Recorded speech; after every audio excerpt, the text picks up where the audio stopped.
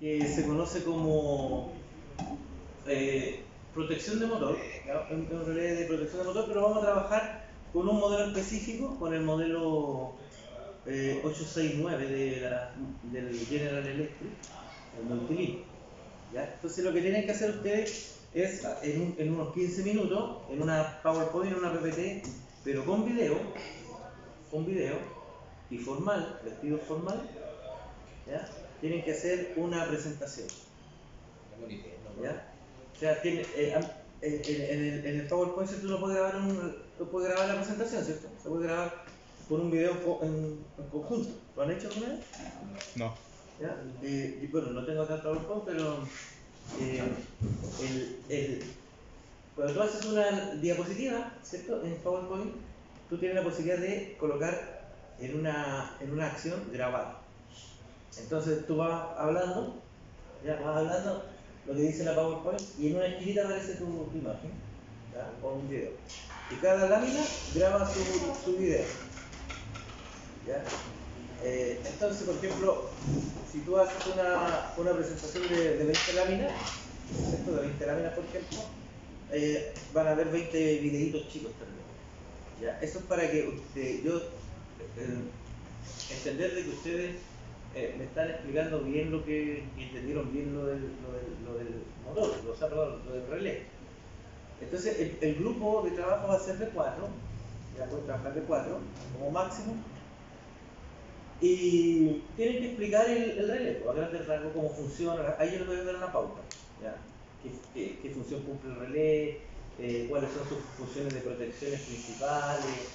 eh, ¿En qué casos se utiliza? ¿Cuáles son sus restricciones? ¿Ya? Y todo eso lo pueden encontrar en el manual del equipo, ¿no? Pero sí es importante que hagan una PowerPoint vestidos de manera formal, ¿ya? Y en un lenguaje técnico, digamos, porque de alguna manera tienen que ustedes ya empezar a prepararse para su proceso de titulación. Entonces, yo hago 2 asignaturas en este nivel, una que se llama protección eléctrica, que es esta, y otra que se llama automatización de sistema eléctrico, y en ambas les pido esa presentación. Entonces, podríamos hacerlo acá, en vivo, digamos, pero prefiero que hagan un video, no. Que lo hagan desde la comodidad de sus hogares. ¿Ya? Hasta ahora ha resultado bien. ¿Ya? El tema va a ser el mismo para todos, ¿cierto? Tienen que explicar cómo funciona ese relé. Yo les voy a entregar los links para que puedan descargar el manual y estudien el relé. Pero tienen que mostrar algunas cosas que yo les voy a indicar, como les decía recién, los objetivos de protección, las funciones de protección que tiene, las limitaciones, las restricciones y en qué casos se aplica. Con mayor la importancia que tiene. Y un relé bastante importante, además. ¿Ya? Ese es el trabajo, ¿ya? No es solamente entregar un informe, también así validamos o burlamos un poquito la inteligencia artificial. En eso va a consistir el trabajo. Y las pruebas, bueno, las pruebas que saben, ¿qué son? Las pruebas, yo pensé que nunca habían hecho eso los mis estudiantes. Tú me mataste la ilusión. Ya. Entonces, las pruebas, bueno, ya saben cómo son, ¿cierto? Son pruebas donde hay que hacer ejercicios, sacar algunos cálculos, ¿cierto? Y pueden usar el material que quieran, ¿cierto? Yo los dejo solo en las pruebas. Ustedes pueden trabajar con el computador, con los apuntes, en ese sentido no hay ningún problema. ¿Ya? Van a hacer 2 pruebas, como son 4 unidades. Seguramente la primera prueba va a evaluar las 2 primeras unidades, la 1 y 2, y la segunda prueba va a evaluar las unidades 3 y 4. ¿Ya? Así que, para repasar rápidamente lo que vimos la clase pasada, muy rápido. Les voy a mostrar un poquito los contenidos. Los contenidos.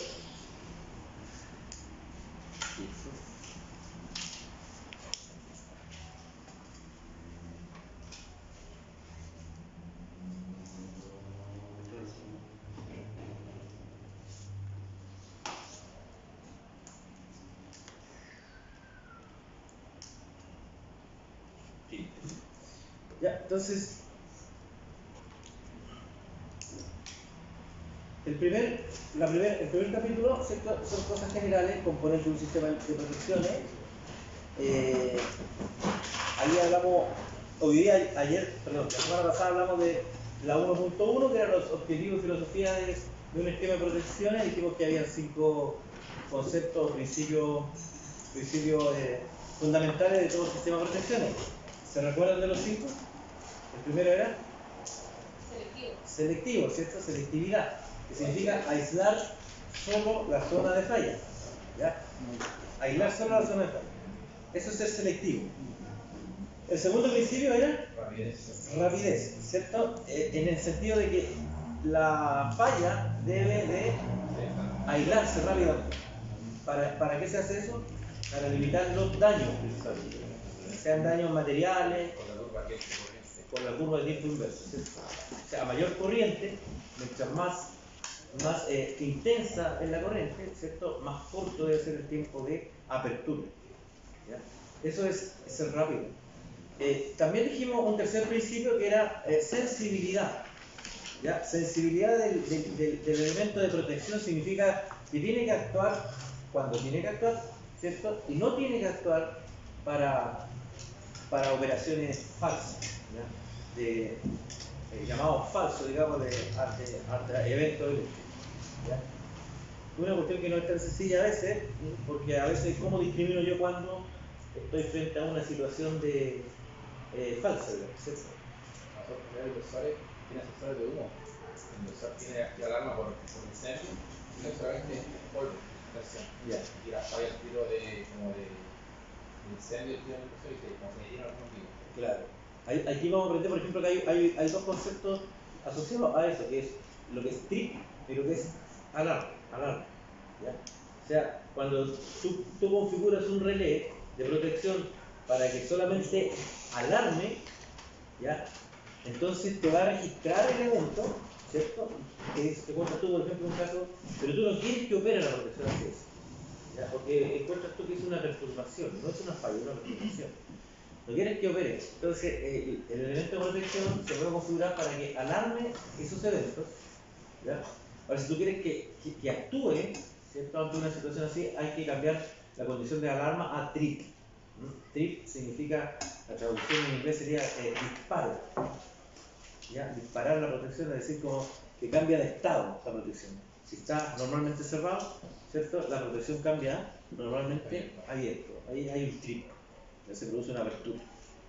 ¿Ya? Entonces, ahí es donde uno tiene, el que está aquí configurando tiene que discriminar, bueno, esta función de protección, ¿la dejo como alarma o la dejo como trip? Se dan cuenta ustedes después en la práctica que es a veces muy complejo y bastante, ¿cierto?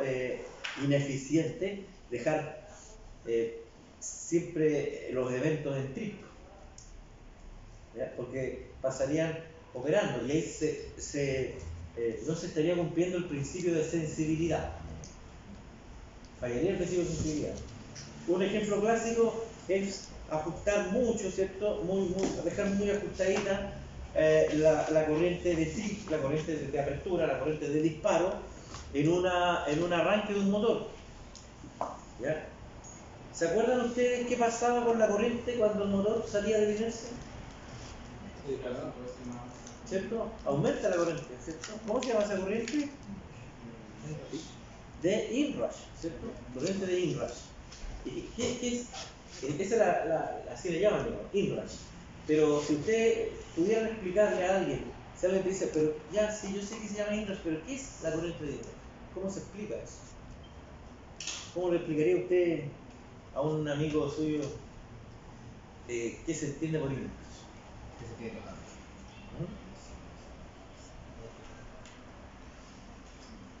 Con sus palabras no, ¿no?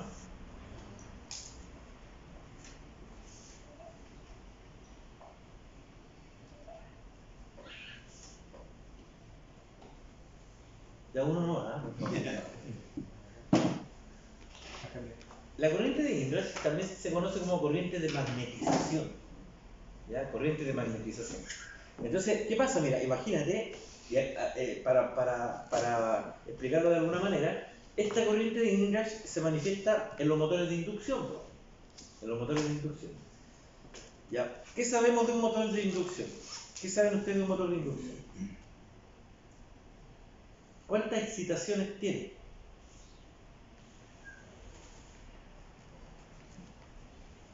¿Por dónde se energiza el motor de inducción? ¿Por el estator, por el rotor o por ambas? Y ahí está mi pregunta, ¿cuántas excitaciones tiene?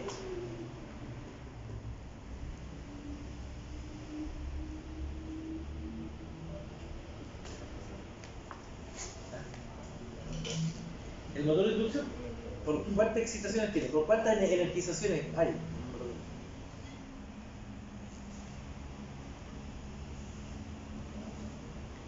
Tiene una excitación. Y esa excitación es por el estator. ¿Ya? El motor de inducción se energiza solamente por el estator. ¿Y por qué se mueve entonces el rotor? ¿Ah? ¿Por? Por inducción magnética. Por inducción. Por eso se llama motor de inducción. Se llama motor de inducción porque se energiza el estator es la parte estática, la que no se mueve, ¿cierto? Y al energizarse el estator, se producen campos magnéticos, ¿cierto? Si el motor es trifásico, cada fase va a aportar con un campo magnético, y ese campo magnético se concentra por la forma que tiene el motor, que hace una circunferencia. Esos tres campos magnéticos, digamos, se concentran hacia el centro, ¿cierto? Convergen, por eso se llama se concentran, convergen en el centro. ¿Y en el centro qué hay en un motor?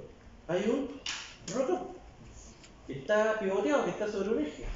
Entonces, ¿qué pasa? Que esos campos magnéticos, ¿cierto? De fuerza, campo magnético es lo mismo que una fuerza, esos campos magnéticos que hacen entonces sobre el rotor, lo hacen mover, lo hacen girar. ¿Ya? Entonces, ¿se entiende, no? El motor de inducción se llama de inducción porque para que se produzca el movimiento tiene que haber una inducción magnética. Si no hay esa inducción magnética, el motor no se mueve. Pero resulta que cuando está el motor estático, cuando está en reposo, ¿ya? Cuando no se ha movido antes, ni se está moviendo, sino que está en reposo, hay que romper la inercia. Hay que sacarle la inercia. Con más fuerza, con más inducción, hay que ponerle más ganas. Es como cuando uno se levanta en la mañana. Bueno, yo a mi edad cuesta, duele la rodilla, la articulación, ya cuando se va. Ustedes no, la forma. Entonces, cuesta más, ¿cierto? Sacar a algún objeto de la inercia. Como dijo usted, ¿cierto? Hay que ponerle más fuerza. Por lo tanto, para sacar de la inercia un motor, ¿cierto? Hay que romper la inercia, hay que romper ese estado de reposo, hay que aplicar mucha fuerza, mucha inducción. Y para poder lograr eso, el motor va a exigir entonces más corriente, más carga para levantar. Y entonces esa corriente se llama corriente de Inrush. Ese es el famoso Inrush. Y también se le conoce corriente de magnetización. Entonces, cuando el motor sale de la inercia, toma mucha corriente, ¿ya? Pero por un ratito no. Por un ratito no. Bueno, los libros, como el Stephen Chapman, dice que, y el Fitzgerald, que son libros de máquinas, dicen que la corriente de Inrush puede ir desde 6 veces la corriente nominal hasta 12 veces la corriente nominal de una máquina. O sea, si el motor es de 100 amperes, por ejemplo, si es de 100 amperes, podría fácilmente el motor tomar 600 amperes en el arranque, 6 veces más, o incluso 1200, 12 veces. Eso va a depender del frame. El frame es el tamaño de la carcasa, el porte que tiene el motor. Entonces, mientras más pesado, ¿cierto? Mientras más frame, más pesado, tiene que tomar más fuerza, más corriente, más romper ¿cierto? La inercia le va a hacer más corto. Entonces, te imaginas tú que nosotros tenemos un motor de 100 amperes, ¿ya? De un frame más o menos estándar, y en el inrush, en el arranque, que el motor toma 9 veces la corriente nominal, ¿cierto?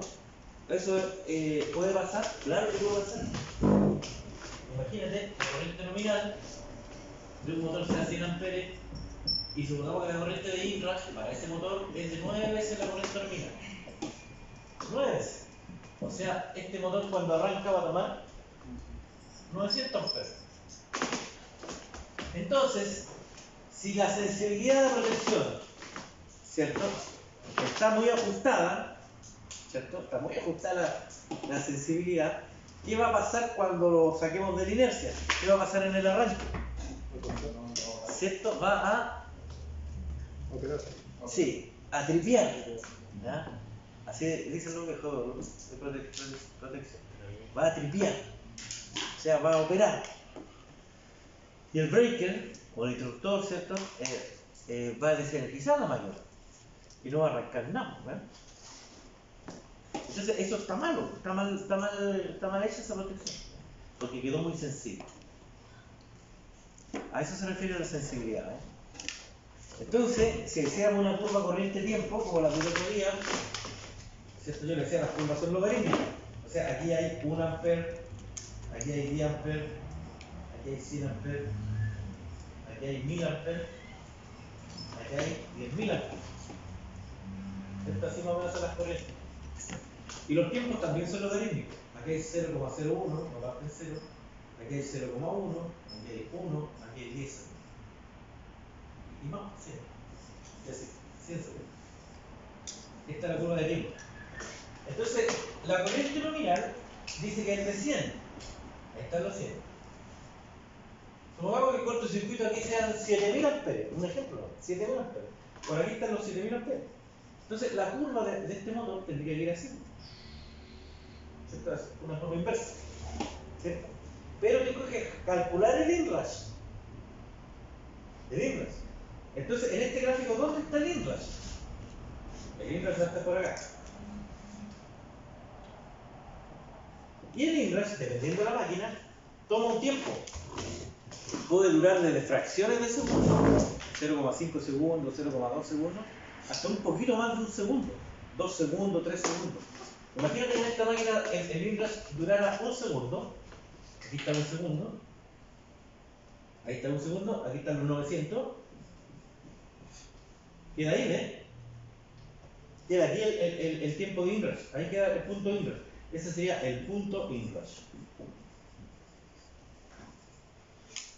A los 100 amperes no opera, ¿cierto? Así como está esta curva, a los 100 amperes no opera, perfecto. A los 9000 amperes que hay cortocircuito opera rápido, perfecto. Pero ¿qué pasa? Que el tiempo de inrush, ¿cierto? El tiempo de inrush, voy a colocarlo así para que se note. Ahí. El tiempo de inrush quedó por debajo de la curva. ¿Ya? Si el tiempo de inrush queda por debajo de la curva, cuando la máquina tome 900 amperes, ¿va a operar? No. No. Si el tiempo de inrush queda por encima de la curva, ahí, cuando la máquina tome 900 amperes, ¿va a operar? ¿Ah? Sí. Ahí opera. Y si el tiempo de inrush queda por debajo de la curva, ahí no opera. ¿Ya? Entonces, ahí es donde uno tiene que determinar esas cosas antes de elegir la curva de la protección. Antes de elegir la curva de la protección, yo tengo que ver cuál es la corriente terminal, cuánto es el inrush, ¿cierto? Cuánto tiempo se demora el inrush, y además tengo que saber el nivel de cortocircuito, la corriente de cortocircuito. Con todos esos datos, yo voy a poder determinar o entender más o menos cuál va a ser la forma de la curva. O si no me va a pasar eso, voy a arrancar el motor, ¿cierto? Va a tomar unos 900 amperes y va a tripear. ¿Ven? Va a tripear. Entonces, por más que detenga la máquina, la enfríe, espere un rato a que se enfríe y la vuelva a arrancar, va a volver a operar. Entonces, los motores, por ejemplo, estamos hablando de motores aquí como ejemplo, los motores, luego de sucesivos arranques, ¿cierto? Luego de sucesivos arranques, van tomando temperaturas internas los programados. ¿Ya? O sea, las bobinas internas, ¿cierto?, van tomando temperatura. Y tampoco es bueno si uno insista en esa dinámica. Y de ahí que ustedes se van a encontrar, en el caso de la tarea que tienen que hacer, del relé 869, que es un relé de protección de motores, se van a encontrar que, por ejemplo, ese relé en particular tiene una protección para, dice, partidas sucesivas. ¿Ya? Tiene una protección que es para partidas sucesivas y tú puedes bloquear, ¿ya? Puedes bloquear esas partidas después de un número que tú elijas, ¿no? O sea, tú le puedes colocar el número 3. ¿Qué significa 3? Que si arranca la primera, tomó el inrush y operó la protección, ¿ya? Ahí lleva una. Insistes tú, dale, no, compadre, dale, aguanta, ya, le tiráis de nuevo. Arranca la máquina, tomó el inrush, volvió a operar, tenéis segunda. Después, tú no te das cuenta, a lo mejor te olvidaste de lo del inrush y piensas que el problema es otro, y vuelves a arrancar la máquina una tercera vez, la máquina de nuevo vuelve a operar por el inrush, ¿ya? Y ahí habría 3 partidas sucesivas. ¿Qué va a hacer el relé de protecciones después de esa tercera partida sucesiva? No te va a dejar arrancar más la máquina. Se bloquea. ¿Y por qué se bloquea? ¿Para qué? ¿Proteger el motor? Sí, para proteger el motor. ¿De qué? ¿Por qué lo tiene que proteger? ¿Qué está pasando adentro del motor? ¿Está sobrecalentando la bobina? Correcto, está tomando mucha temperatura la bobina. Por lo tanto, ¿qué sería muy necesario? Igual que cuando uno tiene fiebre, cuando alguien tiene fiebre, ¿qué sería muy necesario entonces? Además de ya, lo bloqueaste, ¿cierto? Bloqueaste el motor. Por mucho que alguien insista, un operario insista en arrancarlo, no va a arrancar. Perfecto. Pero ¿cómo me doy cuenta eso de que dices tú de que está tomando mucha temperatura los rebanados? ¿Con qué paro esa cuestión? ¿Con qué me doy cuenta si estamos más o menos grave o leve con la cuestión de la temperatura? ¿Sería la temperatura del equipo? Claro, ¿y cómo se mide entonces eso? ¿Cómo se mide la temperatura? No, porque ¿dónde está pasando esto? Le di 3 partidas sucesivas a la máquina. ¿Qué se está calentando? ¿Ah? La bobina. No se está calentando la carcasa, no, se está calentando la bobina. ¿Y dónde está la bobina? ¿Se mide la ilación? Al interior. ¿Qué se mide entonces? ¿La ilación? No, se mide temperatura. ¿Pero dónde? ¿Ah? ¿En qué parte del motor? ¿Dónde hay que medir la temperatura? ¿En el sector? ¿Ah? Pero háblame fuerte nomás. ¿La bornera? ¿Ah? ¿La bornera? ¿No? ¿Dónde está tomando temperatura? ¿En el sector? ¿Ya? ¿Pero en qué parte? ¿Ah? ¿En qué parte del estator? ¿De la carcasa? En las bobinas. ¿Dijiste bobina tú, no? ¿Sí? No. En las bobinas, po. Si quiénes son las que generan los campos magnéticos. ¿El estator? Ahí está la bobina. Sí, pero ¿qué parte del estator? Pues yo digo, ¿qué parte? Si tú miras el estator, tiene harta cuestión en el estator. ¿Qué parte del estator? La bobina, pues sí. ¿De dónde viene la fuerza? Usted me decía, tiene que aplicar la alta fuerza para sacar de la inercia el motor. ¿De dónde viene esa fuerza? La fuerza viene de la inducción magnética. ¿Y qué es una bobina? ¿Ah? ¿Campo magnético? ¿Ah? ¿Campo magnético? No, pero ¿qué es una bobina? Un inductor. ¿Ah? Un inductor. Un inductor, ¿cierto? Un inductor de lo que dijo el compañero, un inductor ¿Campo magnético? de campo magnético. ¿Y de qué está constituida una bobina de un motor? Dos cositas nomás. ¿Ah? Núcleo. ¿Ya? ¿Y el núcleo de qué es? Fierro. ¿Ah? Fierro. Bien. No, pero te falta algo. Ah. Fierro y... Ferro magnético. Eso, fierro magnético. O sea, de un imán, ¿o no? Fierro con silicio. El fierro con silicio es un imán. ¿Ya? O sea, es una cosa así la bobina, pues, ¿vale? Una cosita así. Ya, estamos de acuerdo, un trozo, pero acuérdate que una bobina uno la puede hacer de un tubito con foro igual, pues. ¿Sí o no? Una antena uno igual hace, un tubito con foro, hace un enrollado y ahí tiene una bobina. Esto es una bobina, mira. Una bobina es un material que tiene enrollado un conductor eléctrico, ¿cierto? Ahí está la bobina. Ahora, en un motor, esta no es cualquier material. Esto no es cualquier material, esto es un material que tiene este material es un material que tiene una característica, una capacidad de tipo magnética. Por lo tanto, esto es fierro. Eso es lo que dijo tu compañero, está bien, es fierro, pero para que sea magnético, es fierro con silicio. ¿Cómo le decimos nosotros al fierro con silicio? Imán. ¿Ya? Un imán. Entonces, ¿dónde tengo que poner atención con la temperatura? ¿A dónde? En las bobinas. En esta cuestión. ¿Y cómo se llama el aparatito? El termómetro, digamos. El aparatito que me va a medir esa temperatura dentro de los bobinados de un motor. ¿Cómo se llama? Termistor. ¿Ah? Termistor. Bien, ¿y cómo le decimos que la gente hace más coloquial? Termocupla. O también se le llama RTD. Que es lo mismo, ¿cierto? Entonces, para poder censar la temperatura, aquí tiene que haber una RTD. ¿Te das cuenta? Entonces, sin la RTD estoy ciego. O sea, tocando el motor así, el estator del motor, no vamos a determinar, ¿cierto? A pie firme cuál es la temperatura, por eso se le llama así estas fallas. Fallas por temperatura interna de los devanados. Ahora, si no tengo un 869, yo no soy representante de Multilink, de General Electric ni nada, pero un ejemplo nomás. Si yo no tengo un relé como ese, como el 869, un relé que me va a bloquear por partidas sucesivas, y yo no sé lo que es el INRAS, no cacho bien cómo funciona la bobina, y le doy y llevo 10 partidas sucesivas. ¿Qué le pasa aquí a la bobina?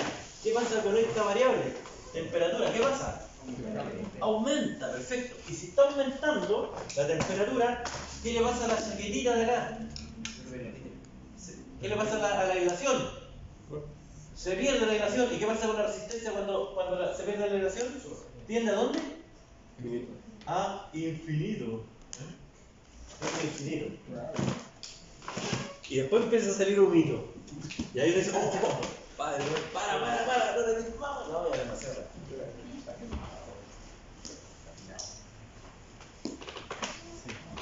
¿Se entiende, no?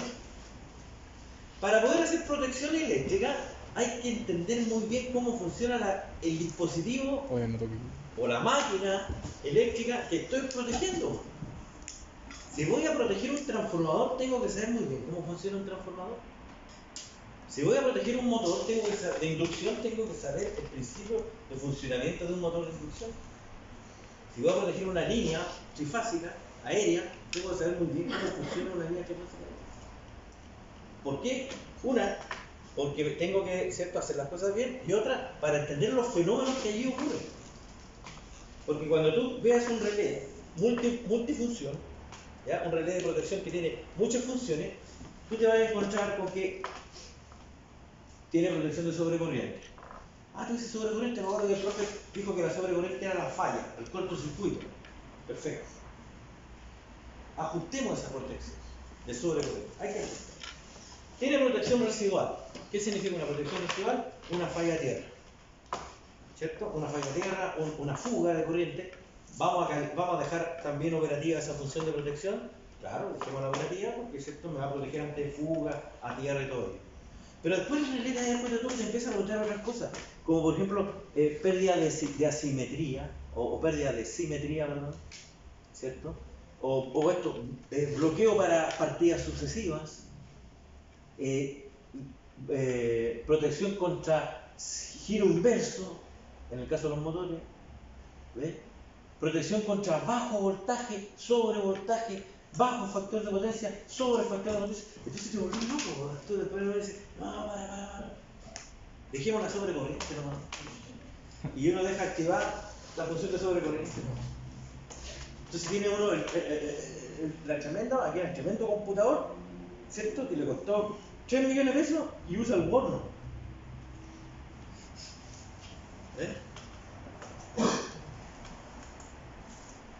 ¿Ya? Así que eso es una cuestión que ustedes tienen que asumirla, digamos, ¿cierto? Como algo principal para hacer protección en esto. Y cada máquina, este es un principio básico, común y corriente para todos los motores de inducción, tienen un inrush, funciona más o menos así, esto más o menos así funciona una bobinita, así más o menos así, una RTT sirve, más o menos entonces funciona más o menos así, pero depende del tamaño del motor, ¿cierto? Empiezan a aparecer otro tipo de problemas. Por ejemplo, motores de mayor tamaño, de mayor potencia, tenemos que empezar a preocuparnos, por ejemplo, de las vibraciones. Cuestión que no te preocupas tú, por ejemplo, de motores bajos 10 HP. ¿Te preocupas eso? Ya, entonces, es diferente el motor, ¿cierto?, de una correa al motor de un molino, ¿sabes? Son aplicaciones diferentes. ¿Ya? Así que eso es muy importante al momento de seleccionar y elegir una protección. Entonces la vez pasada hablamos de 5 principios: aislar solo la zona falla, que se llamaba selectividad, operar rápido, ¿cierto?, para limitar los daños, rapidez, operar cuando haya que operar, ¿cierto?, abrir el circuito cuando hay que abrirlo, y no cuando no corresponde, y eso se llamaba sensibilidad. Después, ¿qué más dijimos? Confiabilidad. Confiabilidad, ¿cierto? El sistema es difícil de hacer, o sea, no es difícil, pero toma su tiempo, al que se está haciendo aquí, estudiar bien un esquema de protecciones para volverlo confiable, ¿ya? Para hacerlo confiable. Y la confiabilidad, ¿cierto?, va de la mano con los tres puntos anteriores, o sea, cuando un sistema es selectivo, sensible y actúa rápido, es confiable.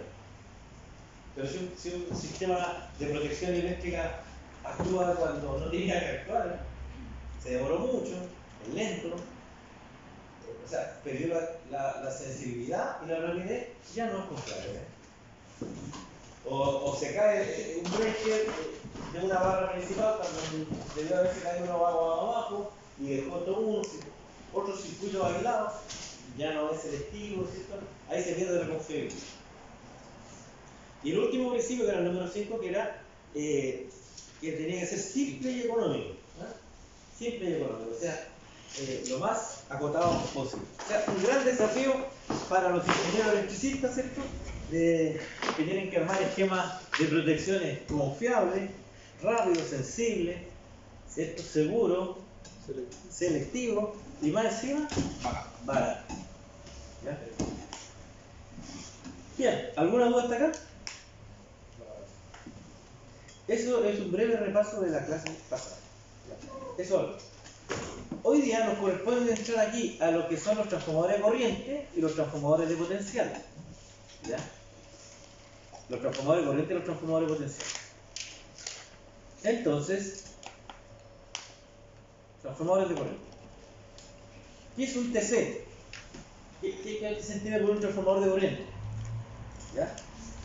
Dice que un transformador de corriente está destinado a reproducir proporcionalmente en su lado secundario, en su circuito secundario, la corriente del circuito del lado primario, pero manteniendo su posición fasorial, ¿ya? Y hace estos ajustes, estas adecuaciones de magnitudes de corriente para que éstas puedan ser leídas por los circuitos de medición, control y protección. O sea, los TC, o los transformadores de corriente, también conocidos como dentro de los transformadores de medida, ¿ya?, no solamente están enfocados a lo que es protección, no solamente a protección, también están enfocados a lo que es la medida y el control. ¿Ya? Por ejemplo, hay ciertos medidores de energía que trabajan, ¿cierto? La mayoría, digamos, con medida indirecta. ¿Ya? Cuando se habla de medida indirecta, significa que tanto la señal de corriente como la señal de voltaje pasan por un transformador, que no es un transformador de potencia, de estos transformadores de distribución, de poder, ¿cierto? De 100 kVA, 500 kVA, no es un transformador de eso. ¿Cierto? Este es un transformador que entra una señal de corriente y sale otra señal de corriente, pero en diferentes magnitudes, ¿no? Ya es para adecuar, ¿cierto?, las magnitudes de esta señal. Y lo mismo ocurre con los transformadores de potencial o los transformadores de voltaje, ¿cierto? Pasa lo mismo, ¿ya? Es muy difícil que, por ejemplo, que usted diga, tengo un medidor, ¿cierto? Un medidor de tarifa, a eso me refiero, un medidor de energía, que está directamente midiendo en 23.000 volts. Eso no ocurre así. Tiene que pasar, ¿cierto?, por una etapa de adecuación, ¿ya? Entonces, en el caso de los transformadores de corriente, los TC, ¿cierto?, lo que hacen es reducir la corriente del lado primario, ¿cierto?, a una corriente más bajita, ¿cierto?, en el lado secundario. Pero los principales objetivos, dice, aislar los equipos de medición, control y protección de los sistemas de alta tensión o media tensión también. Generar en su secundario una corriente proporcional a la del primario, ¿ya?, que es más o menos estándar. Es estándar, no es más o menos estándar, sino que es estándar la proporción. Siempre, casi siempre, la mayoría de las veces, la reducción es a 5. ¿Ya? O sea, por ejemplo, lo podemos encontrar con transformadores, ¿cierto?, transformadores de corriente de, por ejemplo, 1000 a 5, 500 a 5, ¿ya?, 150 a 5, etc. O sea, la reducción al lado secundario siempre va a ser de a 5. También hay a 1 también, ¿eh? Pero esto es como lo más común, que sea 5. Entonces, por ejemplo, si en un circuito tenemos instalado un transformador de 500 a 5, ¿cierto? Un transformador de 500 a 5, y si por el lado primario están circulando 300 amperios, esos son los amperios reales. ¿Cuántos están circulando entonces, o cuántos se reflejan en el lado secundario del TC?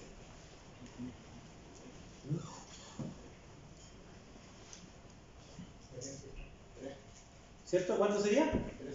3, ¿cierto? Porque 500 a 5 te da una relación de proporción, te da una proporción, una relación de transformación, ¿cierto? 500 a 5 sería 100, ¿cierto? Esa sería la constante. 500 dividido 5 te da 100. Por lo tanto, si hay 300 amperios en el lado primario, usted lo divide por esa constante, por 300 lo divide por 100, quiere decir entonces que en el lado secundario se reflejan 3 amperios. 3 amperios. La selección de un TC, cuando uno elige un TC, tiene por un lado, ¿cierto?, que tener claridad sobre la corriente nominal del circuito. ¿Cuánto es la corriente nominal del circuito? Por ejemplo, si vamos a instalar un transformador de corriente de 5, nosotros estamos muy seguros de que nunca por ese circuito va a circular más de 500 amperes, ¿cierto? Porque si circula más de 500 amperes, además de que la medida en el secundario va a ser falsa, vamos a saturar el núcleo del transformador, ¿ya? El TC lo vamos a saturar, el núcleo, la parte magnética. Ahora, lo otro que hay que considerar, ¿cierto?, como casi todas las cosas en los circuitos eléctricos, es que tampoco hay que dejar el traje muy ajustado, ¿ya? O sea, si por el circuito está, si la corriente nominal de un circuito es 480 amperes, por ejemplo, no vamos a colocar un transformador de 500 a 5, ¿ya? Estamos muy ajustados ahí, pues, una sobrecarga o mucho inrush y el núcleo se va a empezar a saturar. Hay que tirarse un poquito pasado, ¿ya? Y ese poquito pasado lo vamos a aprender acá, cuáles son esos marcos, ¿ya? Lo otro que hay que saber es que los TC, los transformadores de corriente, no siempre tienen un solo núcleo, ¿ya? A veces los TC tienen diferentes núcleos. Por dos motivos. Uno, porque la relación de transformación puede ser diferente, porque usted requiere tomar dos señales diferentes en una línea, por ejemplo 505 y 305 al mismo tiempo. Y otro porque la reducción de la corriente puede ir para objetivos diferentes. Por ejemplo, una constante, ¿cierto?, puede ir hacia protección y la otra puede ir hacia control, por ejemplo. ¿Ya? Entonces ahí lo más recomendable es tomar las señales de los TC de diferentes núcleos, o sea, como que de diferentes bobinas, o de diferentes partes. ¿Para qué? Para que no se vaya a generar una condición de saturación en uno de los núcleos y por otro lado una condición de operación en los secundarios de uno de los transformadores.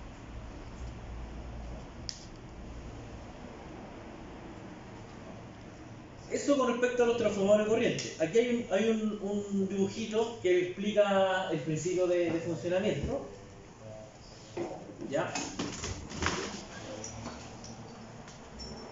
Ahí podemos ver, ¿cierto?, que la corriente del lado primario, ¿cierto? La corriente del lado primario, esto es muy parecido a cómo funciona el transformador ideal, ¿cierto? ¿Se acuerdan del transformador ideal en los transformadores?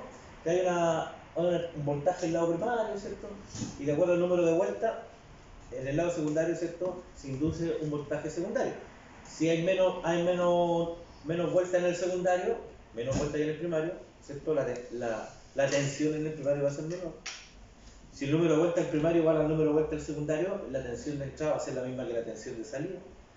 Y si el número de vueltas, la tensión del secundario es mayor que la del primario, va a ser un transformador elevador. Esto es el transformador ideal.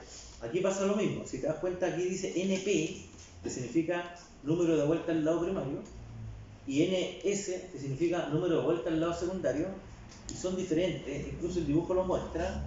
Aquí hay una cantidad de vueltas diferente a la cantidad de vueltas que hay en el lado secundario. ¿Ya? ¿Cierto? Son diferentes. No es la misma cantidad. ¿Ya? Y acá tenemos, por ejemplo, las señales de corriente en el lado secundario. El puntito indica el fasor de corriente, por donde entra y por donde sale. ¿Ya? La dirección del vector, del fasor. En el lado primario, ¿cierto?, en el lado primario se está enrollando, y eso se llama la regla de la mano derecha. ¿Ya? ¿Por dónde se está enrollando el núcleo? ¿Por dónde se enrolla el cable, la bobina? ¿Por detrás del núcleo o por el frente del núcleo? Por detrás. Y si usted aplica, haga ese ejercicio con su mano derecha. Eso se llama regla de la mano derecha. El pulgar de tu mano derecha te va a indicar la dirección del flujo magnético. Entonces, imagínate que el brazo es esta parte, ¿ya? Imagínate que tu brazo es esta parte del fierro, ¿ya? Y la bobina se está enrollando por atrás, ¿cierto? Por atrás. Entonces, con tu mano derecha, ¿hacia dónde apunta el pulgar? Hacia la izquierda. Entonces, allá está la dirección del sentido del flujo magnético. ¿Ya? Ese puntito que aparece ahí es súper relevante, ¿ya? Súper relevante para determinar por dónde o hacia dónde apunta el flujo. ¿Ya? Porque a veces uno dice, este relé que compramos está re bueno, mira, dice que aquí tiene una protección contra sentido inverso del flujo, habilitémosla. Después te vas operando el relé y tú no sabes qué pasa. Y de repente lo que está pasando es que el enrollado de la bobina usted lo hizo al revés. Y le está operando porque la dirección del flujo va para el otro lado. Y si la dejaste habilitada, entonces mejor no hay que dejar en trip habilitada funciones de protección que uno desconoce. Mejor por último déjela en alarma. ¿Ya? Alarma no va a operar, el interruptor no va a abrir. Mira, ¿viste que aquí está el disyuntor? El disyuntor, que sería el elemento de apertura o cierre, ¿cierto? Va a abrir, ¿cierto? Va a abrir o va a cerrar de acuerdo a las condiciones de las corrientes, ¿cierto? De las corrientes que lleguen hacia el relé. ¿Ve? Aquí están los relés. Puedo poner más de uno, ¿ven? En serie. ¿Ya? Entonces, por ejemplo, si aquí hay una corriente, una sobrecorriente, una corriente falla, suponte que la corriente terminal aquí es 100 amperes, de repente hay un cortocircuito acá, en la carga, hay un cortocircuito franco, y circulan 9000 amperes. Si circulan 9000 amperes, ¿cierto?, se va a saturar el núcleo, son 9000 amperes. Entonces el relé va a detectar al tiro, ¿cierto?, esa condición y tiene que enviar una señal de ¿Apertura? apertura, ¿cierto? Hacia el disyuntor. Pero eso no se ve en este circuito. ¿Te das cuenta? Aquí no está la señal de apertura. ¿A dónde está la señal de apertura? No la veo, ¿eh? Este es el circuito, como por así decirlo, entre comillas, el circuito de corriente alterna. De hecho se llama así. El circuito se llama diagrama de alambrado de corriente alterna. ¿Ves? Aquí dice, hay un disyuntor, hay un TC y hay unas bobinas de unos relés. ¿Dónde yo sé, cierto? ¿Dónde yo se distingue el circuito de apertura o de cierre desde el relé al interruptor? En otra cuestión que se llama circuito de control. ¿Ves? Entonces, si tuviéramos a la mano acá el mismo para esta condición un diagrama de control de esto, veríamos que entonces que de aquí, de una de estas bobinas, de un relé, sale una señal de control de apertura para el disyuntor. Entonces, para que el relé abra, fíjate, mira, para que el relé opere, para que este relé opere por sobrecorriente, por cortocircuito acá, un cortocircuito en la carga, ¿qué pasa? ¿Cómo es la historia? ¿Cómo es la película? ¿Cómo es la secuencia? Se produce aquí la falla, aumenta la corriente, ¿cierto? La corriente del cortocircuito, la corriente alta, es detectada, ¿cierto? O es transferida por el TC hacia el relé, y el relé, ¿cierto?, genera la condición de apertura hacia el disyuntor. Entonces, cuando una cuestión no opera, cuando usted tiene que buscar una falla y dice, oye, no operó la protección, hay muchos puntos, muchos flancos, digamos, que se pueden abrir en la investigación de por qué no operó. Puede ser que esta cuestión no operó porque el disyuntor tiene problemas, puede ser que el lado primario del TC tenga problemas, puede ser que el lado secundario del TC tenga problemas, puede ser que el TC tenga problemas, puede ser que la bobina del relé tenga problemas, o puede ser por el que el circuito de control esté también mandando una señal errónea. ¿Ya? Entonces hay que tener esa claridad de que cuando nosotros hablamos de un esquema de protecciones o de un sistema de protecciones, esa cuestión va más allá de esa curva de tiempo inverso. Va más allá de la curva de tiempo inverso. O sea, están los circuitos de alambrado de corriente continua, están los circuitos de alambrado de corriente alterna, excepto están las definiciones de los equipos, de los TC, de los TP, del mismo relé, de la carga.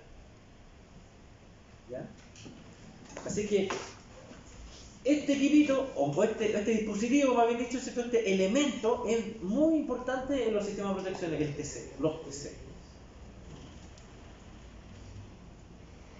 ¿Alguna duda? ¿Alguna consulta?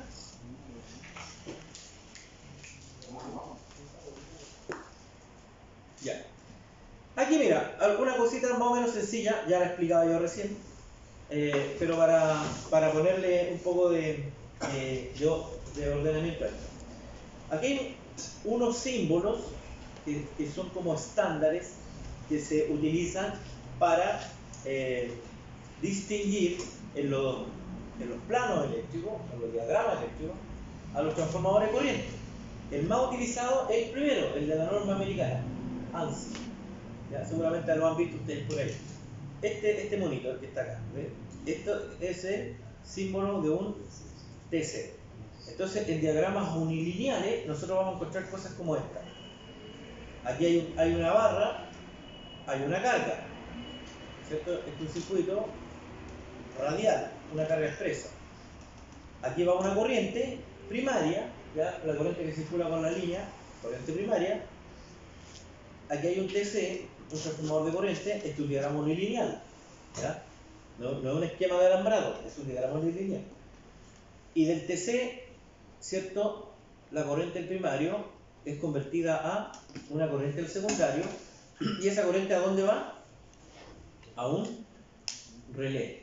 Y esa línea segmentada que aparece ahí sería la señal de control, ¿cierto?, que es emitida por el relé hacia el interruptor, ¿ya? Una orden de apertura o de cierre. Ese es el esquema. Y el puntito, o aquí que aparece como un cuadrado negro, es la dirección del flujo, lo que yo hablaba recién de la regla de la mano derecha. Por donde entra la corriente del primario y por donde sale la corriente del secundario. ¿Ya? una cuestión importante para tenerla en consideración, sobre todo cuando uno está haciendo el alambrado del relé. ¿Ya? Hay que seguir la dirección del foco de la corriente. Poco se usa esta, la ISE. Este símbolo es muy raro verlo. Bueno, y esta es una norma cerrada, digamos, ¿cierto? En alemán. Y lo que aparece acá es la relación de transformación del TC, ¿ya? O la razón de transformación del TC.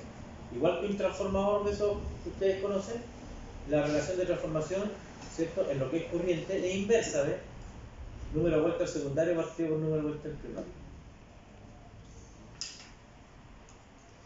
¿Ya? ¿Cuál es la regla? Dice aquí. La corriente primaria entra por la marca de la polaridad y la corriente de la secundaria sale por la marca de la polaridad, el puntito ese. Entonces cuando usted lea un diagrama de alambrado, ¿cierto? Y aparezcan esos puntitos y usted diga, ¿qué es esa cosa? Es justamente entonces la polaridad. La polaridad de los TC. ¿Qué indica la polaridad? ¿O por qué es importante la polaridad? Porque la polaridad, ¿cierto?, refleja la dirección del flujo magnético. ¿Alguna duda? Yo me saltaría los relés, perdón, los TC y los TP, me los saltaría y me metería directamente a trabajar con los relés y las curvas de protección si no fueran indispensables. La verdad que no son importantes, son indispensables. ¿Ya? Son indispensables. O sea, no podemos estar configurando un relé, por muy electromecánico que sea, ¿ya? Que no tenga nada de tecnología, digamos, si no sabemos, oye, esta señal de corriente, ¿de dónde viene? ¿Cierto? ¿Cómo está siendo alimentado el relé? ¿De dónde viene la señal de voltaje? ¿De dónde viene la señal de corriente? Ah, la señal de corriente viene de los TC que están allá en el patio. Suponte una subestación tipo patio de alta tensión. ¿Dónde está la caja de los TC? En el patio. Hay que ir a ver allá y seguir el circuito alambrado. Son muy importantes. A veces las fallas están ahí y no en la configuración del relé. A veces las fallas están, yo les contaba la semana pasada, a veces las fallas están en un tipeo, en la configuración del relé electrónico. El ingeniero o la ingeniera, ¿cierto?, se equivocó, en vez de colocar 500 a 5, le puso 5000 a 5. Ahí la configuración se equivocó, por un cerito nomás. Estaba cansado ya. Y me pone 500 a 5, le puso 5000 a 5. No vamos a operar nunca, ¿no? Entonces, los TC son realmente indispensables, ¿ya? Indispensables para que el relé trabaje bien. Si aquí el disyuntor, el circuit breaker, el 52, como quiera llamarle, el disyuntor es un elemento de apertura y cierre, pero no es un elemento discriminador. Quien discrimina es el relé. El relé dice, aquí se está cumpliendo la condición para que opere, o no se está cumpliendo. ¿Sí?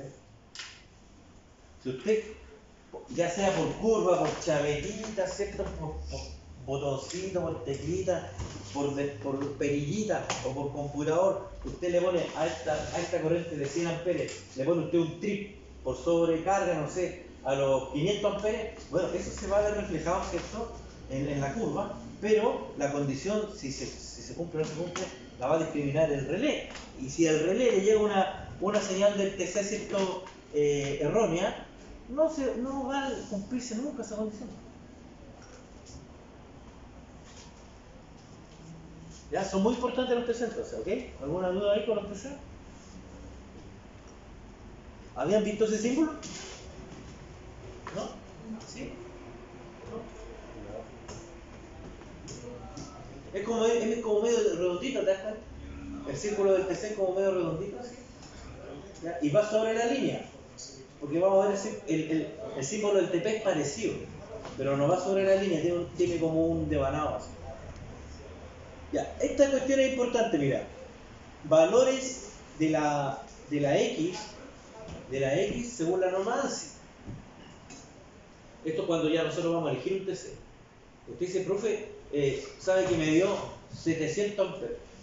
Vamos a poner un relé de 700 a 5. ¿Está o no está ahí? No está la norma ANSI. La norma ANSI dice, esta es la X, mira, es la parte de arriba. Está el 10, esa 5. Está el 15, esa 5. El 25, estoy reemplazando ahí, ¿eh? La relación de transformación, ¿ves? Está el 10 a 5, el 15 a 5, 25 a 5, 40 a 5, 50 a 5, ¿está acá? Pero el 705 no está, ¿ves? Si en alguna selección, si en algún cálculo que tú haces, te toca elegir un 705 y vas a hacer por la norma ANSI, no puedes usar esto, tienes que usar un 805. 805. Esto es el estándar, ¿ves? Esos son los valores estándar. ¿Alguna duda?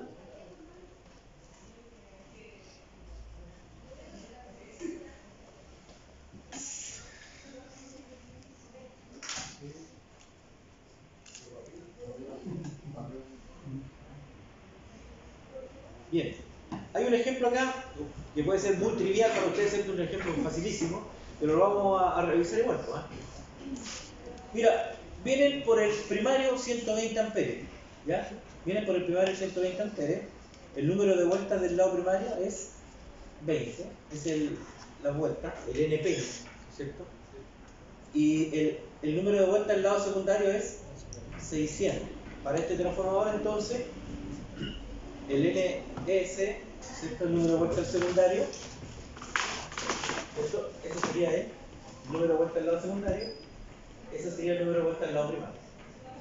Lado primario 20 vueltas, lado secundario 600 vueltas, y puedo aplicar entonces la relación de transformación del TC, que sería 600 a 20, ¿cierto? 600 a 20 me da un factor igual a 30. 30. ¿Cierto? 30. Ahora, la corriente nominal del lado primario es 120. ¿Ya? 120. Según esto, ¿cierto? Dice acá, esta relación indica que cuando pasan 30 amperes en el primario, ¿cierto? ¿Cuánto se va a leer en el secundario? Si la relación es 30, se va a leer 1, ¿cierto? Se va a leer 1. Por lo tanto, si por el primario hay 120 amperes y la relación de transformación es 30, ¿cuánto se lee en el secundario? 4, ¿cierto? Sería 120 dividido en 30, eso da 4. Y ahí, ¿cierto? Tenemos que buscar entonces un transformador, un TC, que cumpla con esa constante, 30. Pero que además cubra la corriente nominal del primario, que es 120. ¿Ves? Entonces, vamos aquí a la tabla ANSI. Este no puede ser, ¿cierto? Es decir, no puede ser, porque tiene que cubrir los 120. Ya, el 150 está cerca del 120. Ahora, como siempre se reduce a 5, ¿cuánto es 150 a 5? Eso nos da 30, que es justo, ¿cierto?, el valor de la constante que buscamos. Así que el TC que elegimos es el TC de 155. ¿Sí? Ahí queda cubierta la lectura del 120. De hecho, cuando por el circuito circulan los 120 amperes, el relé, ¿cierto? En el secundario relé se van a leer 4 amperes. Si hubiese una sobrecarga del 25%, por ejemplo, ¿cuánto sería la corriente del lado primario? Si la sobrecarga es del 25%.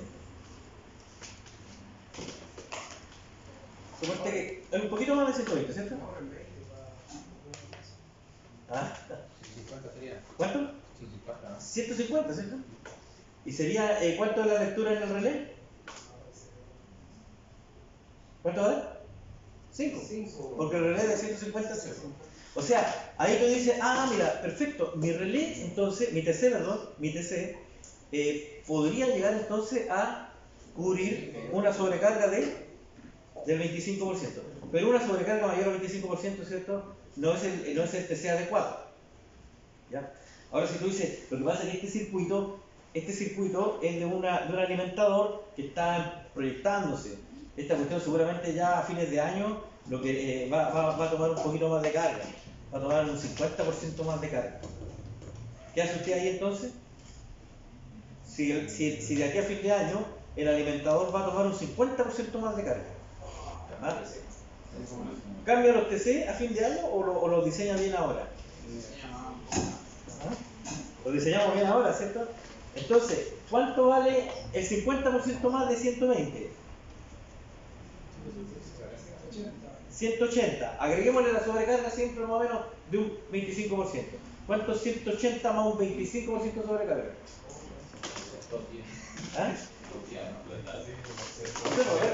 180, ¿cuánto es 10% de 180? 18. 10% más, 18. Y 5% más, 9. Ya, ahí está el 25%. ¿Cuánto nos dio? 45. ¿Cierto? 180 más 45. ¿Sería? 225. Ya, ¿qué tercera elegimos? 305. 305. ¿Ya? Ahora, eso va a pasar a fin de año, porque a fin de año van a conectar una carga nueva y va a crecer. Pero si hoy día pasa a los 120 amperes, se pula a los 120 amperes y pusimos un transformador de 300 a 5, ¿cuánto vamos a leer? Hoy día, con los 120 amperes. Está circulando 120 amperes hoy día. Pero ya instalamos los TC de 300 a 5. ¿Cuánto van a leer los relés? 2 amperes. ¿Cuánto es 300 a 5? 300 dividido 5, ¿cuánto es? 60, ¿no? 60. Si circula 120 por el lado primario y la constante es 60, ¿cuánto es 120 partido por 60? 2. ¿Ves? Así se elige un TC. Y esos van a ser los parámetros de... Exacto. Cuando un relé, por ejemplo, un relé digital, electrónico, te pregunta cuánto valen los TC, o estás ¿cierto? Configurando un relé y te pregunta por los TC, hay que colocar esa constante. Pero lo importante es elegirlos bien antes. ¿Ya? Hay que elegirlos bien antes. Cuando me refiero a elegirlos bien, me refiero a ponerse en estas condiciones, en condición de carga nominal, de sobrecarga y de ampliación futura. Hay que ponerse todo eso. ¿Alguna duda?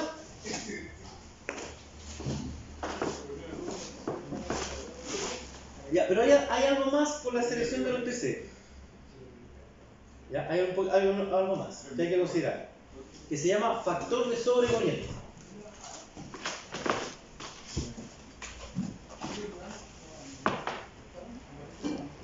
O sea, lo que yo hablaba recién es como de la sobrecarga, ¿ya? Aquí le llama factor de sobrecorriente. Entonces hay un camino a seguir, ¿ya? Que se resume en esto que está aquí abajito, ¿eh?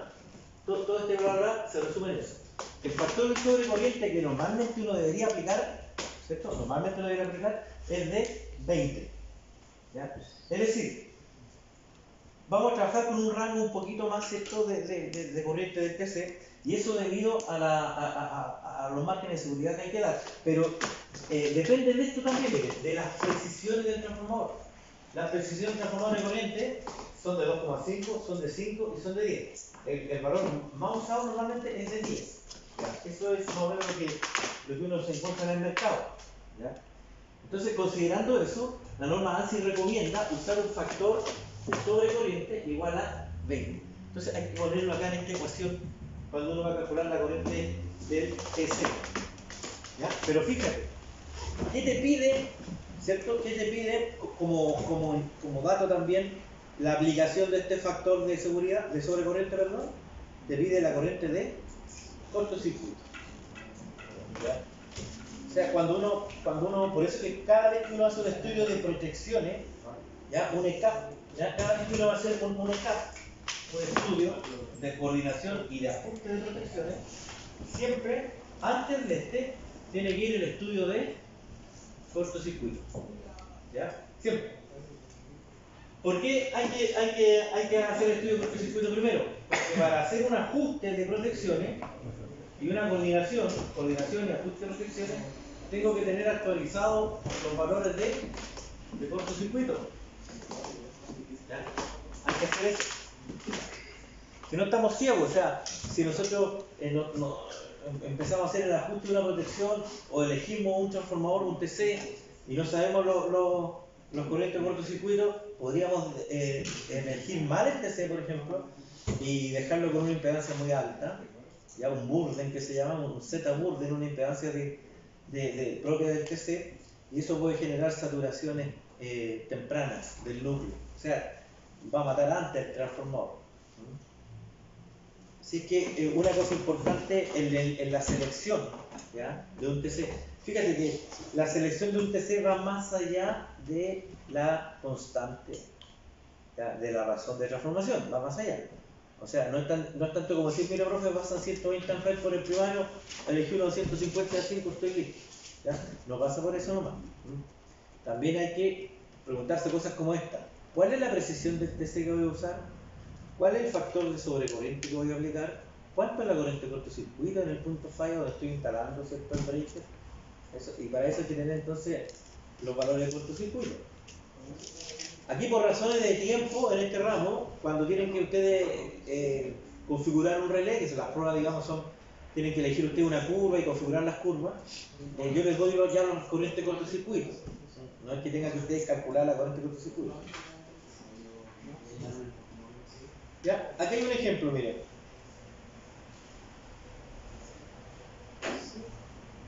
¿Ya?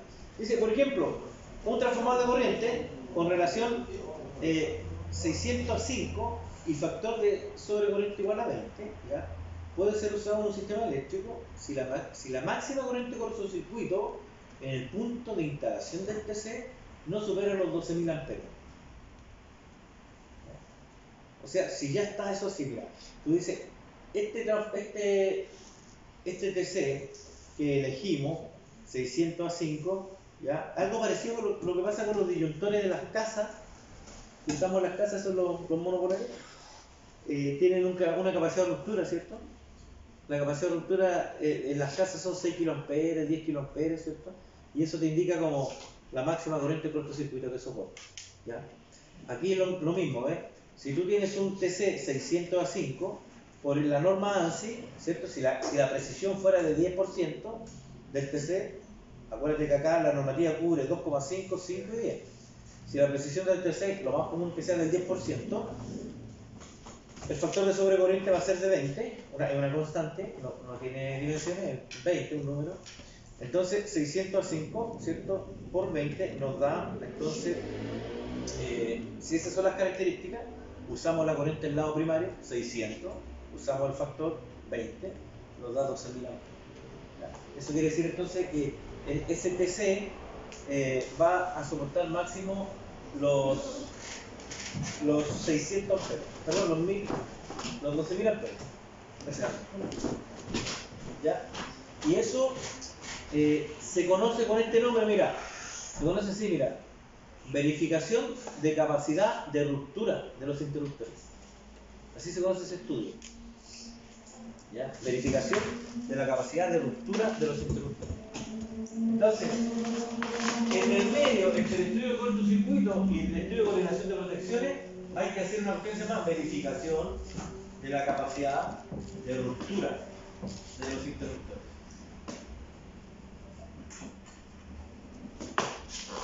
Eso es cuando ya la cosa está ahí tan allá. O sea, usted dice, mire, estamos en este alimentador, queremos actualizar, aumentamos la carga del alimentador, teníamos, no sé, 1 mega, ahora tenemos 1,2 mega y queremos hacer el ajuste de protección, por ejemplo. Actualizar, ya. Hay que entonces, lo tradicional, yo le estoy diciendo lo tradicional, por si usted tiene que en algún momento hacerlo, ejecutarlo, o si usted tiene que mandarlo a hacer, usted tendría que pedir entonces que hagan un estudio de cortocircuito primero, bajo esa nueva condición, que verifiquen la capacidad de ruptura de los interruptores que están ahí instalados, ¿cierto? Y luego recién se hace el ajuste de la protección. Porque puede ser eso, es lo mismo que en la casa. Pues. Si tú tenías un automático de 16 amperes y una capacidad de ruptura de 6 kA, ¿cierto? Un disyuntor así, en la casa, ¿cierto? Esto sí ya de 16 amperes y aquí dice 6000, ¿cierto? 6000, eso significa que soporta un cortocircuito máximo de 6 kA. ¿ya? Si cambia la condición de cortocircuito, ¿ya? A 9000, por ejemplo, a 9000 amperes, deberíamos usar entonces uno de 16, pero no en 6000 en ruptura, sino en 10000, ¿cierto? Este estaría ok, ¿cierto? Soportaría los 9000 amperes de cortocircuito. Este no, ¿ver? Entonces esa verificación también se hace aquí en alta tensión, ¿cierto? O en media tensión, o en baja, pero con más potencia. Y esta ecuación ayuda a eso, ¿no? Es así de sencillita, así de fácil, ¿ya? Pero hay que tener claro, ¿cierto?, el barrido de los TC. Por eso que cuando uno hace una verificación de este tipo, uno trabaja con dos insumos: las corrientes de cortocircuito y los valores de los TC y de los TP instalados. ¿Ya? Y ahí uno lo revisa, ¿no? ¿Ya? Por ejemplo, si el cortocircuito en esa barra fuera de 9000 amperes, ¿ya? Si fuera de 9000 amperes, este TC que está ahí instalado de 605 no tiene problema, ¿cierto? Soporta un cortocircuito de 12 kA, así que si el cortocircuito es de 9000 amperes no hay ningún problema, mantenemos el interruptor que está instalado y a lo mejor ajustamos la curva en el relé, pero no cambiamos el interruptor. ¿Te das cuenta? Porque acuérdate de este dibujito. No vamos a cambiar el interruptor, no lo vamos a cambiar. Por el cortocircuito es 9000, ¿cierto? La capacidad de ruptura de 12.000 amperes, no importa. Pero usted dice, pero es que cambió la condición de carga, antes era 120 amperes, ahora son 300 amperes. Cambiamos la curva del relé, modificamos el relé, pero no cambiamos ni TC ni interruptor, lo mantenemos. Pero si al revés, si cambió la condición de cortocircuito, ahora son 15.000 amperes, el estudio de cortocircuito dice que cambió la impedancia, son 15.000 amperes, este interruptor tenía una tolerancia máxima de 12.000 amperes, tengo que, además de cambiar las curvas y todo acá en el relé, tengo que cambiar también el interruptor. Así de importantes son los TC.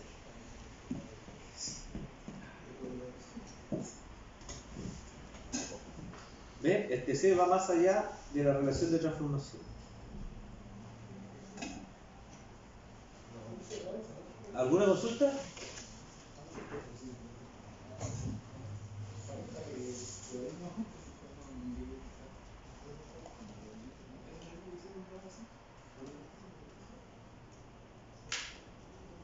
Bueno, eso es lo mismo, ¿no? En esta imagen, lo nuevo de esta imagen con lo que hemos hablado es lo que aparece acá, la impedancia de carga, es decir, los relés o los equipos de medida o los equipos de control van a generar aquí una impedancia. ¿Ya? Acuérdense de que uno podía colocar, ¿cierto?, a los TC, en el secundario de los TC, yo puedo tener varios tipos de relés. Puedo tener 2, 3 relés, puedo tener un equipo medida, ¿cierto? Puedo tener un equipo protección, ¿ya? Todo eso en el secundario del TC. Lo que yo tengo que cuidar es que no se sature el núcleo del TC. Y para eso tengo que tener muy claro cuál es la impedancia máxima de carga que soporta el TC. Eso se conoce como Z Burden. Esa impedancia que está ahí, esa máxima se conoce como Z Burden. Para explicarlo de una forma más sencilla, el mismo TC que estábamos recién mirando, 605, ya, usted lo seleccionó súper bien, cumple con la capacidad de ruptura, cumple con la precisión, y en el secundario del TC entonces usted empieza a sacar señales de corriente para empezar a habilitar los equipos. Va a ir una señal de corriente para un relé, va a ir una señal de corriente para un equipo medida, va a ir una señal de corriente para el control. Usted dice, oye, coloquemos otro relé redundante, por si acaso que usted no fuera, otra señal de corriente va a ser relé. Y lo que tú tienes que imaginarte que está pasando ahí, con todas esas señales de corriente y todos esos equipos que estás conectando al secundario del TC, tienes que imaginarte que son puras impedancias en serie que vas a ir poniendo, ¿ya? Entonces, esta impedancia de carga va a empezar a aumentar, porque tiene más cuestiones conectadas. Tiene un relé, después tiene un equipo medida, tiene un equipo de control, ¿ya? Tiene muchas cosas conectadas. Entonces hay que tener claro cuál es la Z carga del TC. ¿Ya? O sea, por ejemplo, un ejemplo nada más. El TC te puede decir, oye, hasta 10 ohms no más, weón.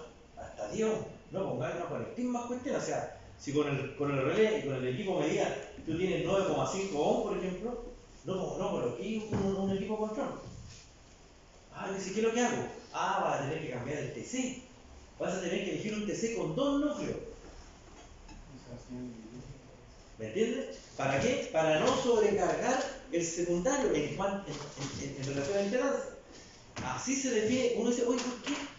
Existe este TC es de 605 y vale X, y este TC es 605 también, y vale mucho más. ¿Por qué es más caro? Ah, porque este tiene 2 núcleos, tiene 3 núcleos, tiene más núcleos. Entonces, cuando tú tienes, por ejemplo, un TC de 605 con doble núcleo, y te quieres conectar equipos de medida, 2 relés, equipos de control, para habilitarlo, digamos, desde diferentes núcleos, y no saturar los núcleos. ¿Ya? Es decir, usted ahí está vigilando que la impedancia de carga máxima no supere la impedancia de diseño, burden, ¿cierto? Porque cuando tú superas el burden, ¿cierto? ¿Qué aparece ahí? Entonces una caída de tensión en el relé, en el control, ¿ya? Y ahí nos vamos al parámetros. Ahí ya las señales empiezan a no transmitirse, ¿cierto? A leerse de manera falsa en los relés. Entonces ahí empiezan otro tipo de problemas que nadie los quiere. Entonces hay que tener muy claro cuando hacemos el diseño de un esquema de protecciones qué equipos vamos a conectar en el secundario del TC. Si tradicionalmente, por ejemplo, en las puertas de los gabinetes ahí de la sala eléctrica, uno tiene equipos de protección y equipos de medida, ¿ah? E indicadores. ¿Ya? Todo eso se detectan de los TC, si son todas señales, ¿cierto?, que se toman desde los secundarios del TC. ¿Ya? Y seguramente el que diseñó esa cuestión estudió esto antes, tú dijo, ya, conectamos estos relés, 3 relés, 2 equipos de medida, 1 de control, y los colocaste ahí en las puertas, y esa impedancia, si la pudiéramos calcular, seguramente está bajo, el valor de esa impedancia está bajo del Z Burke. Está bajo el Z Burke. ¿Ya? Ahí hay un buen diseño. ¿Te das cuenta que un poquito, en la elección de un TC va más allá de decir 605 lo necesito? Va más allá de eso. Por eso cuando usted vaya a hacer un trabajo de ese tipo, tiene que decir, nosotros queremos acá que además de la protección haya medida, y haya indicadores, y haya señales de control, por ejemplo, para transmitir por telemetría, por profit, no sé, queremos automatizar las salas. Ya, entonces yo pensaría ya en un TC por lo menos de 2 núcleos. Los núcleos tienen que ver ustedes como los circuitos vacantes en los tableros. ¿Ya? Hay que verlo como de esa manera. Cuando uno dice, tengo que armar un tablero de 15 circuitos, pero voy a comprarme un gabinete como para 20, para dejar unos 5 circuitos vacantes, etc. Tienen que verlo igual como eso. Disponer de más núcleos en un TC es disponer de más señales a futuro de corriente en el secundario. Para medida, para control, para telemetría, para lo que quiera.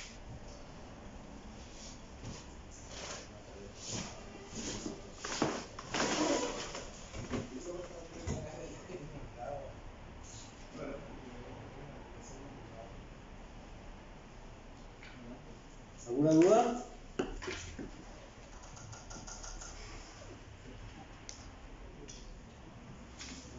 Bien, hacemos un break de 2 horas.